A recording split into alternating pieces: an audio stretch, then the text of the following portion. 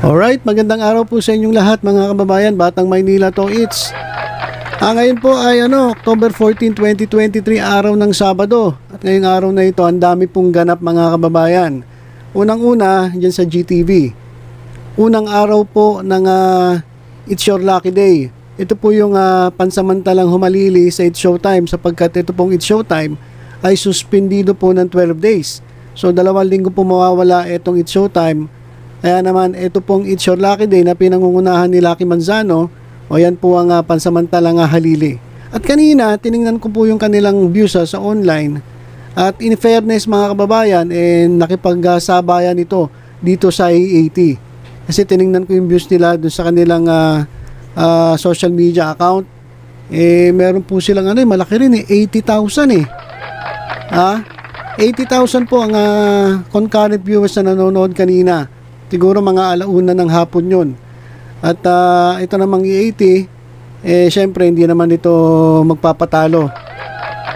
Ang total concurrent views po ng EAT ay umabot ng 140,000. So, in fairness, medyo nakipagsabayan naman itong It's Your Lucky Day. At yung tape bulagta, wala, nung nakita ko 2,000 2,000 lang yung concurrent viewers. At ito pa matindi mga kababayan, dito po sa EAT sobra pong dami ng ganap. Una, dyan po sa EAT ay nag-celebrate po ng kaarawan itong si Henyo Master Joey De Leon. Kay Henyo Master Joey De Leon, happy birthday po sir. Sana po ay manatili kayong malusog at more success in life, at mag-celebrate kayo hanggang gusto ninyo. So muli, happy birthday kay Henyo Master Joey De Leon. At kanina rin mga kababayan, itong kwelang-kwelang nangyari ay yung paglabas po ni Papa Ethan mga kababayan. Si Papa Ethan yung daddy ni Atasha Mulak dyan po sa EAT. At grabe po talaga to si Wally. Kanina nung napanood ko, pagpapasok pa lang siya, kwelang-kwela na. Pero papasok ng studio namimigay ng dolya. Big time ito si Papa Ethan Pero mo namimigay, hindi piso hindi peso dolyar ang pinamimigay.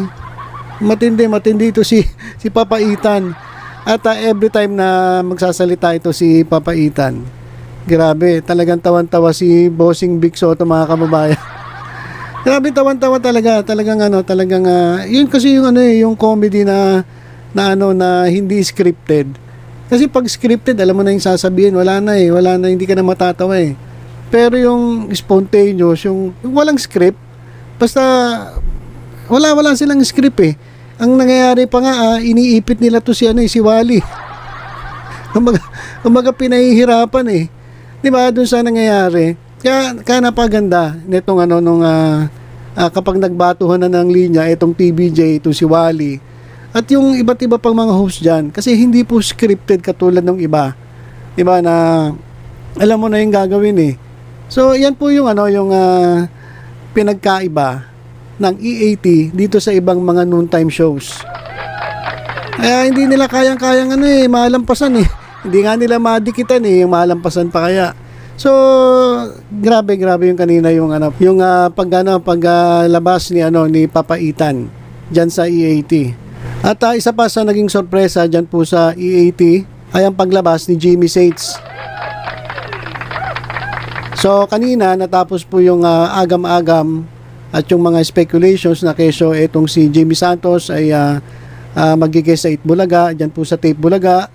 Kasi 'di ba pinuntahan siya dati ni Paulo Contis Kasi alam ko naging parte siya ng pelikula nila.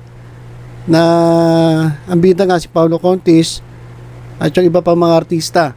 May picture pa nga silang lumabas at nung lumabas yung picture, naging usap-usapan na mukhang dito sa Tape Bulaga magi-guest etong si Jimmy Santos. Pero ngayong araw na to, yan, kitang-kita po natin kanina. Naging emotional po itong Dabar Cards dahil po sa pagdalaw ni Jimmy Saints at binati po si Henyo Master ng maligayang kaarawan. So kanina mga kababayan ay inobserbahan ko talaga namang talagang emotional, yung iba lang nagpipigil eh. Pero si Bossing Big Soto hindi naman napigilan talaga na maluha.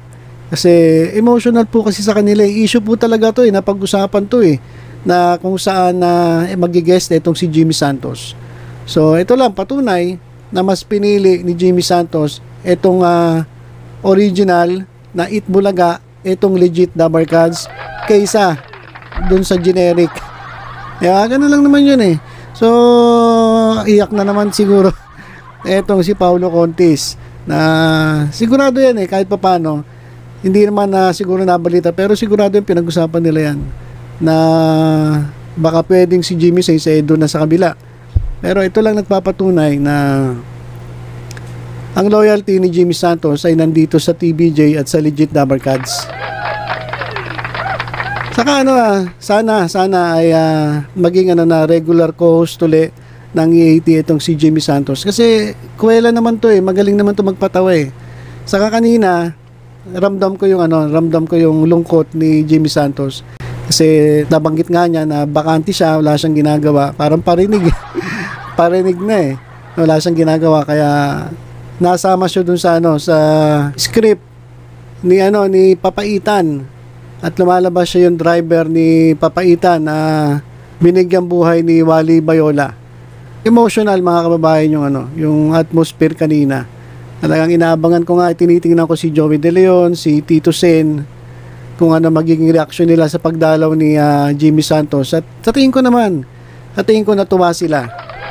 Natuwa sila sa pagdalaw ni Jimmy Santos.